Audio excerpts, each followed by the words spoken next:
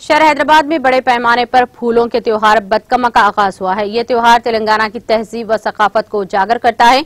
इस 9 रोजा त्योहार के सिलसिले में जीएचएमसी की जानिब से मुनासिब इंतजाम किए गए हैं। Governor doctor Tamilisai Soundararajan, mayor ji Vijayalakshmi, deputy mayor Srilatha और दीगर ने इस त्योहार को मनाया। कई मुकामात पर खवातीन ने बतकमा खेला। इस मौके पर मशहूर म्यूजिक डायरेक्टर AR रहमान की जानिब से म्यूजिक कंपोज किए गए बतकमा गीत को भी बजाया गया।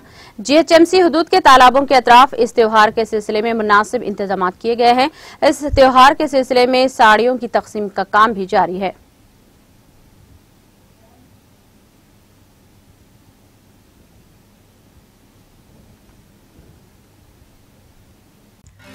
नाज़रीन, हमारे टीटीवी न्यूज को सब्सक्राइब करें, बेल आइकॉन को प्रेस करें, शेयर करें और लाइक करना ना भूलें।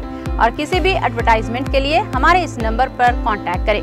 हमारा नंबर है 9550102020 पर।